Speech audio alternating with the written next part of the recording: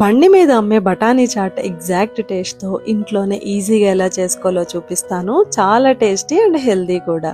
వేడి వేడిగా ఉన్నప్పుడే ఆనియన్తో పాటు కాస్త ఎక్కువగానే లెమన్ని కూడా యాడ్ చేసుకుని తింటుంటే టేస్ట్ వేరే లెవెల్లో ఉంటుంది.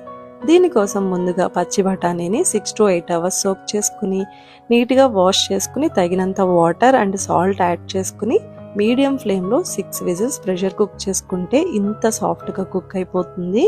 ఇలా కుక్ చేసుకున్న బఠానీలో హాఫ్ క్వాంటిటీని తీసుకుని గ్రైండ్ చేసుకోవాలి.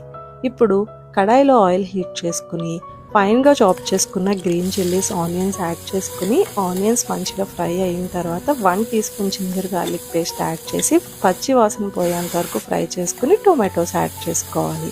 టొమాటోస్ కూడా ఫ్రై అయిన తర్వాత సాల్ట్, పసుపు, కారం, ధనియాల పొడి, గరం మసాలా, చాట్ మసాలా యాడ్ చేసుకుని మసాలాలు ఫ్రై అవ్వడానికి కాస్త వాటర్ యాడ్ చేసుకోవాలి.